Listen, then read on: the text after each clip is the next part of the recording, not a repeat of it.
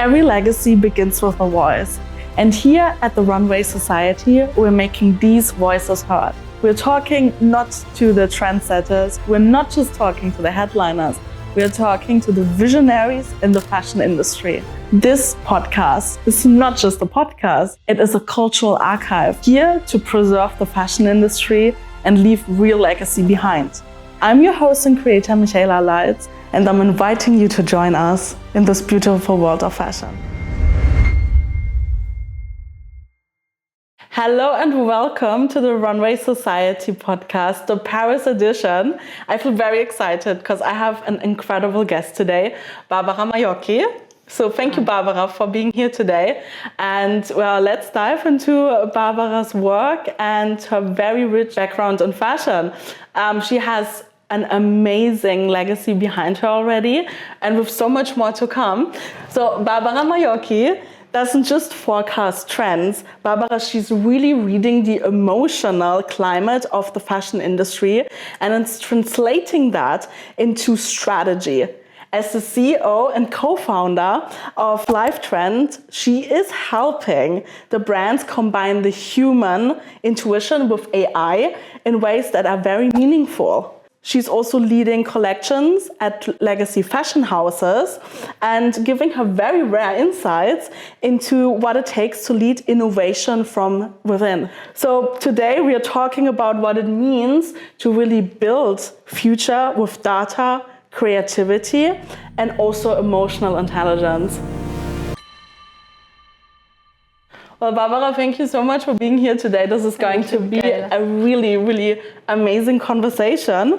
And yeah, Barbara, the first part is really fashion often follows data, as you know a lot about that, but your work is also asking us to feel it. So when we look at really also the emotional pulse of the industry right now, what do you sense, like what is rising underneath the trends right now? Thank you, Michaela, for the question. Very interesting. I will try to make it short because it's, when I was talking about globally, there's really a big duality now because, of course, the people are craving to have, fashion meaningful again, bring values, sustainability, also craftsmanship, tradition, heritage. But at the same time, the world has changed, consumers are digital, and so there's also this need to be effective, agile, do quick, And so this brings these two different forces now that are a bit in a contrast, but in a way I can see they can work together because of course that's where technology came in. And this is very important because of course, even if you start analyzing the data is information. We always need information to take, informed decision. But then this is where the emotion, the talent, come because you need to interpret what consumer will want tomorrow. And so today there's really a need in, softness, wellness.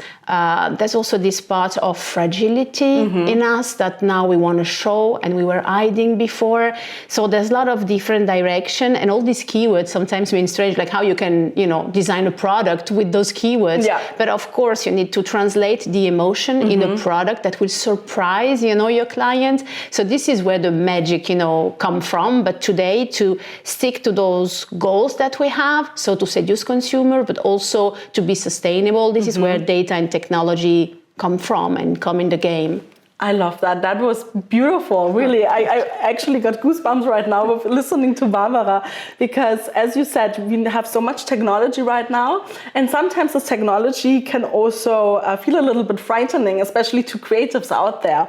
So you work with AI every day, so you know a lot about that, but you also have a very deep creative leadership and creative understanding, which is really beautiful because what do you think? How do you personally navigate really the space between intuition but also the predictions?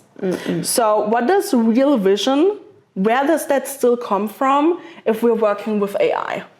Yeah, I have to start saying that I have creative roots. Yeah. So I did an art school, then I started as a fashion designer. So, really, everything that I do, it's really finding something new, something creative, something different. And I used to lead, from a fashion designer in my career. I grew up, of course. So I led my own fashion brand when I was quite young. So I understood that creativity is not enough because you need, a lot of different skills to be able to sell a product. But then in the last, 15 years, I used to lead, the product team, the designer and merchandisers team. And this is where I really understand that the world has changed in 20 years in the fashion industry. And that's true that the world now it's very different and the consumer are very different. And so I didn't have the right tools to perform. And so that's where technology came in. So it's not just about AI. In my opinion, it's technology 360 degrees. And so that's where I said, okay, if I don't have the right tool to perform, I have to find a way to do the thing, better, because we're producing so many products, so many design, and then I have to say a big thing, like, that in collections, 20% are the bestseller. Oh, wow. 80% is like products that are not 100% sold. Yeah. So do you know what it means today? Now, everyone has seen the picture, Yeah. So when you think about this, and mea culpa, I have made many, many products. Yeah. And now I really understand, even the problem, but I think we really need to do less, but better. And that's where technology came, because I said, okay, I need to monitor a lot of data. Yeah. And by hand or by head, it's impossible. It is. Where technology came, it's really to automatize a lot of, let me say, low value tasks or repetitive tasks. So first of all, it was about this, because I want to have the right information to make the right decision. But I don't want to cut, the creative part or the talent or even making the decision. I want to decide. I just want to have the right information at the right time, and this comprehensive information that I cannot gather, by hand. So that's where technology is. In your, that's amazing. I mean, it sounds really great, because as you said, we have so much overproduction of low value or low quality products that the consumer cannot really feel into. It's also what I see every day. A lot of brands are throwing so much out there that is not being used in the end. And that's a real big problem in the fashion industry. So in your experience, and I think you also tapped into this right now, innovation seems always to be very loud. There are new tools and fast launches, and then there are trends that are being analyzed. But what does quiet innovation look like? Is there anything that might not be as loud, but especially meaning or impactful to the industry and the consumer? Thank you very much for this question, because yes, now working in tech, first of all, it's the product, you want to build something, useful, and also, this loud, bold part of tech, new feature, new technology, everything is going very fast, I have to say.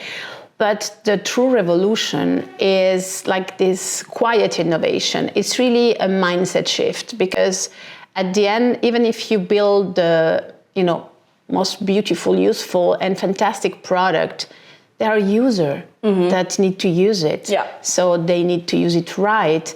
And it's really this mindset shift that need to, bring a designer to look at the data even before sketching a product. Merchandisers that look at their dashboard analytics and see what is in the market and how can I reduce my collection. Yeah. Or buyers, looking at the trends and data-driven trends and say, okay, what should I buy now, in which quantity? Now I have an update, and then I can see what I can do. And then really make, meaningful also impactful decisions. And I think this is the real innovation. It's changing the mindset.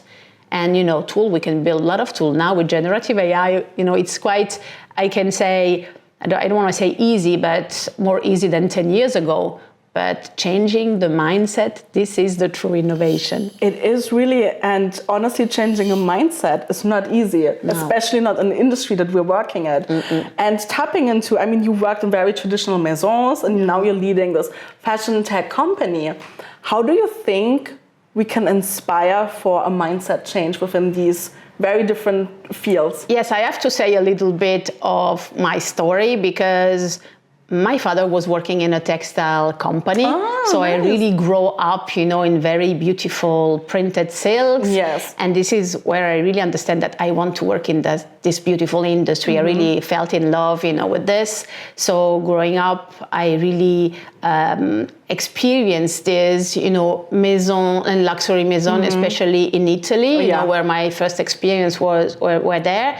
And then I came to France, where I was working from some of most, let's say, high-end brands. So I really understand also from total creativity and freedom, then, have to really stuck, in some, boxes and number of SKU, etc. So it was quite interesting to also discover this big part of business and also big quantity, because it was really, really a difference. But the change really came when you understand that when you produce a lot of product, you really need to be aware of what you're doing and then need to calibrate everything really, really good. And so analyzing the market, analyzing social media, and all of this data is very, very important to take the right decisions. But unfortunately, it was very, very difficult to gather. And so there's really a very big shift now with all this data coming to the game.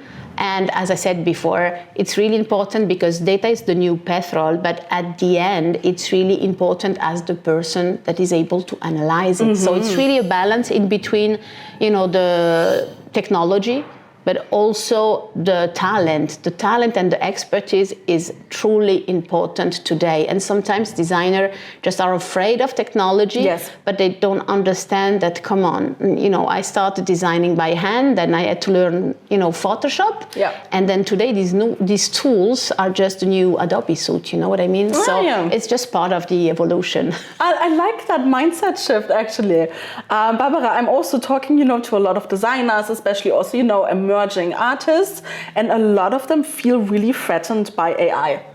And they feel like, where's my work going? And if you don't need me anymore, then what's happening to the designers? So how do you think can we create those tools, or also the conversation around those tools, in a more empowering way rather than this threatening feeling that a lot of designers have? I have to say, I'm a little bit an outsider, because I really was exciting, about all this change and technology. And I can see around me, people like, oh no, but we don't, we won't have a work anymore, using generative AI and Midjourney, Frame, Raspberry, all this kind of, tool. But globally, all the people see just the beautiful pictures, but they don't know that, behind this beautiful picture, there's hours and hours of trial, of, experimentation, of creativity, because AI is a tool. Come on, AI alone, it's not working. You need someone to prompt, give the information. It's like for me with Lifetron, I have to train the algorithm to do everything. So they were empty at the beginning. They don't know how to work, so I have to teach them, like babies, what they have to do. That's the truth. It's really something you need to teach and then, train and train again.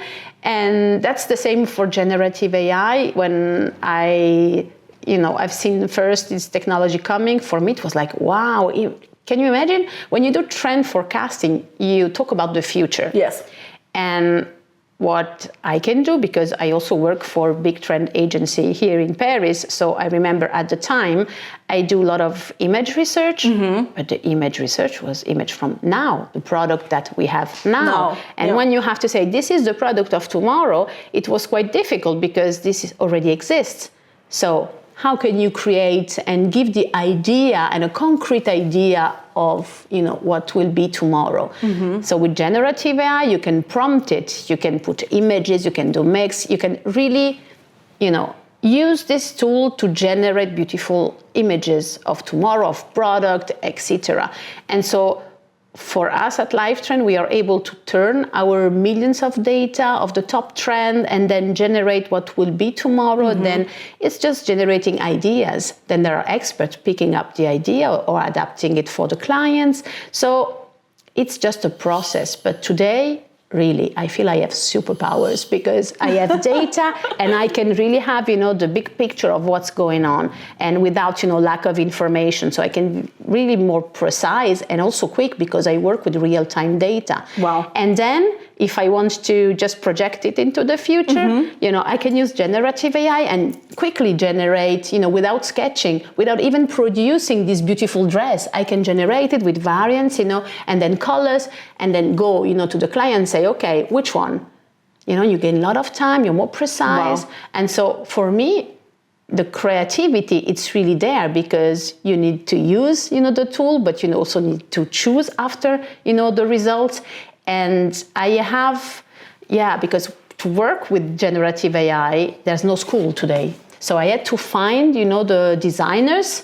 So I had a lot of people with a lot of portfolio, and you can see also that each one of them has a particular style. And even if they use the same tool and generative AI, all the results are different, and all of them add the style of the designer. So for me, that's where I really and truly understand that it's a tool. As I said before, you were using Photoshop, now you're using Midjourney or other tool, okay? But you can really have your own style, and it's not lack of creativity. It's just having it more realistic and faster. I absolutely love that. I really feel now the magic behind these tools, and what you're really providing, that it seems like, is giving also the artists and the companies the freedom to also work still with a lot of intuition, because this really heavy lifting of, go and look for the data and look for pictures and go into Photoshop, this all falls away because you are taking on the job, you're training the AI, you already do all of that. So the customer or the designer has now the liberty to actually do what they love to do. Yeah, of course, because can you imagine when you are a designer, sometimes, people think that, fashion designers are sketching beautiful silhouettes every day. But come on, you have your merchandiser coming, say, okay, this is the denim of last year, my bestseller, just change the pockets. Yeah. And it's not creativity. No. I prefer to let AI do this. Yeah. And I can sketch, 10 beautiful dresses for my client, really study it for them with the right data and be more, precise, effective in that. And just leave all these, repetitive tasks to an AI. I think we have to find the balance, but that's really powerful. It seems to be very powerful. And as you just said, designers are not just sitting there and sketching all day long. These times are done. Not everybody is a Christian Dior or an Yves Saint Laurent sitting in their atelier and sketching and drawing. These times are, for a lot of companies, really done. As you said, there is denim pieces that have to be built into the new collections. There are other fabrics that have been bought before. And obviously, of course, we still have haute couture houses, and they work maybe a little bit different. But a lot of brands are really, I see the need in these kind of tools. And I think it's beautiful that you have this possibility to help in such a way in the industry.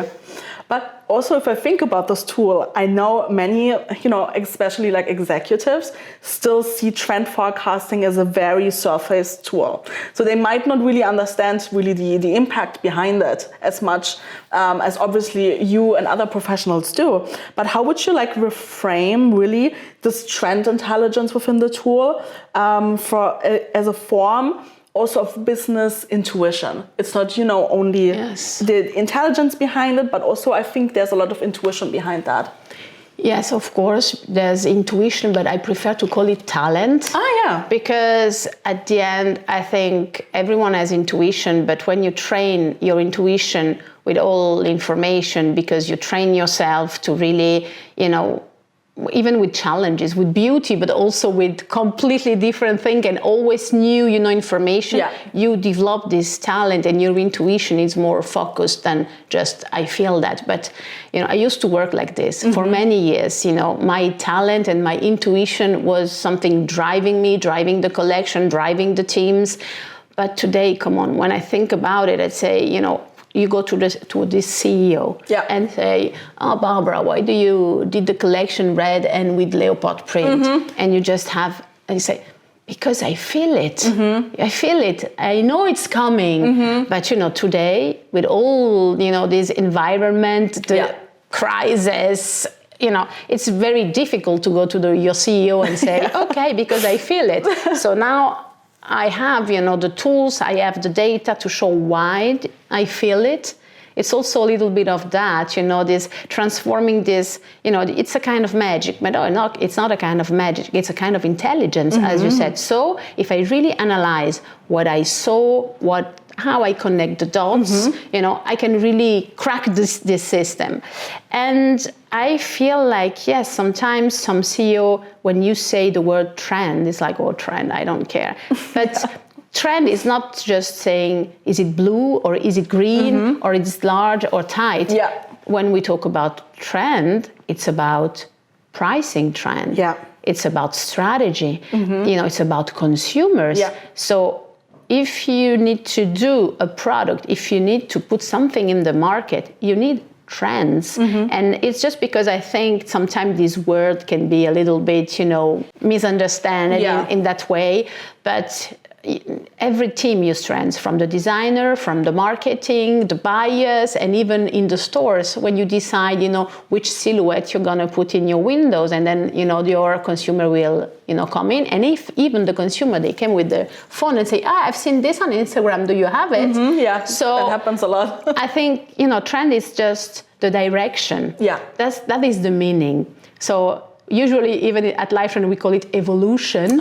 Do not say trends, because it's a price evolution. It's a product evolution. Because when we put the word trend, I think today it's not trendy anymore. It's not trendy anymore, and it's so overused. So I love that you're using the word evolution. I feel that, and I think it's really beautiful that that you just talked about. Yes, there's intuition in designers, and especially if you are a creative person, there's so much intuition inside of you, but it's so hard to sell intuition internally.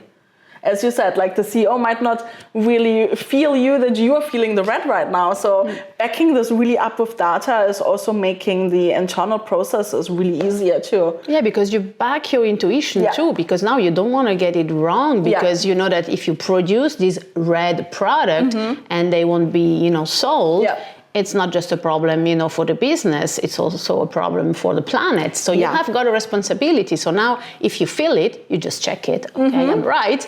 And sometimes you say, oops, I'm wrong. So I want to avoid it, So I think it's really helpful in that way.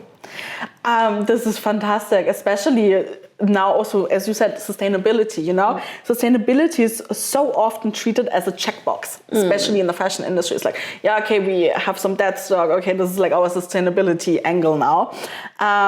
But how does tech really regain the power, or redefining the power of sustainability? Like, what sustainability question that the fashion industry still is not brave to ask? Ooh. I know. Now because I have the answer, but I will maybe shock someone. Yes, just going back to the question, of course, sometimes sustainability seems like a check. But here in France, really, we are, I think, in the avant-garde of all the sustainability law. So I see people really fighting, to get in the right direction. And it's very powerful. I think also the north of Europe, even the consumer are really, engaged in that. And I have to say, I'm Italian, so the south of Europe are less engaged, unfortunately.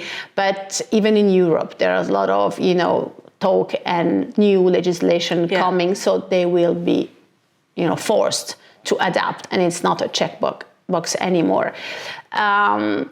But where technology, came into the game is that if I have to say the truth, to be really sustainable, we don't have to produce clothes. That's the only way.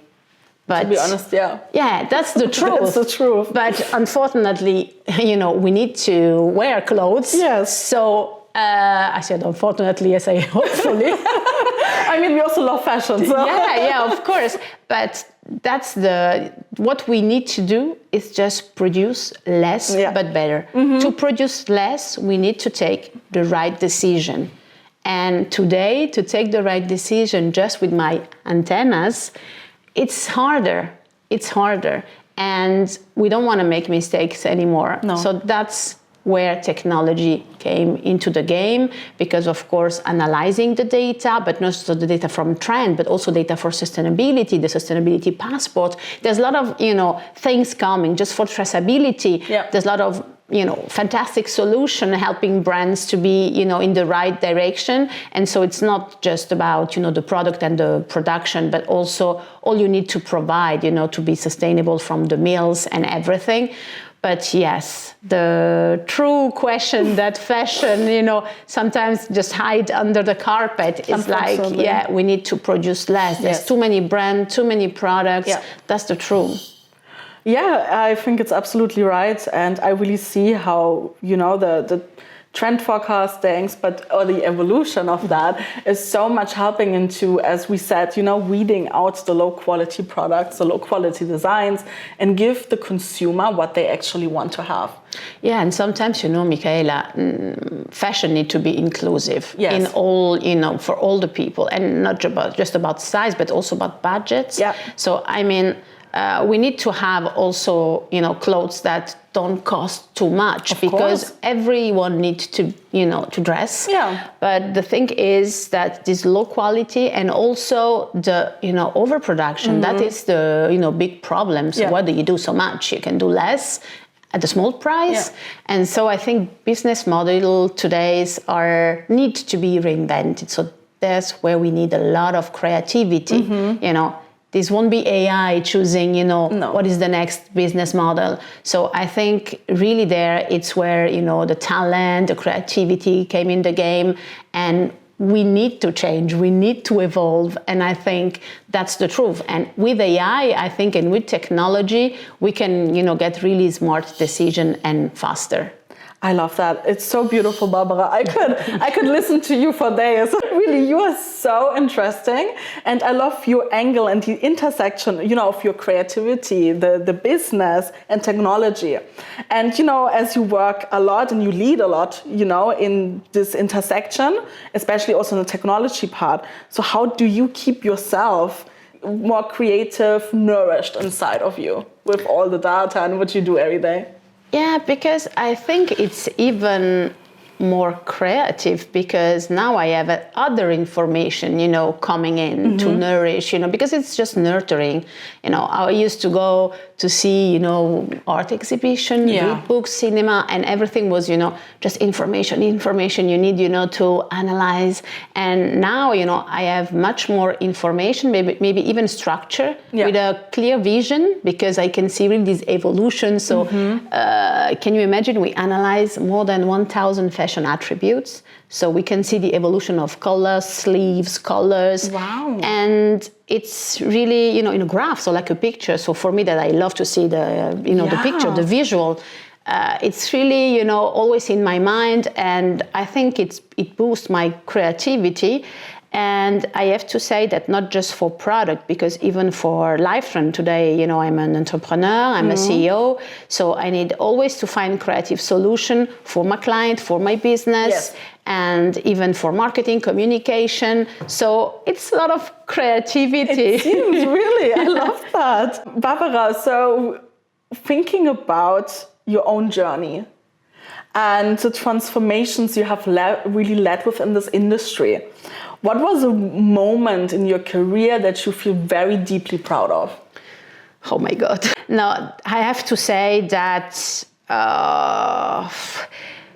when I was young, I wanted to be a fashion designer, because, as I said before about my story, so this was my dream.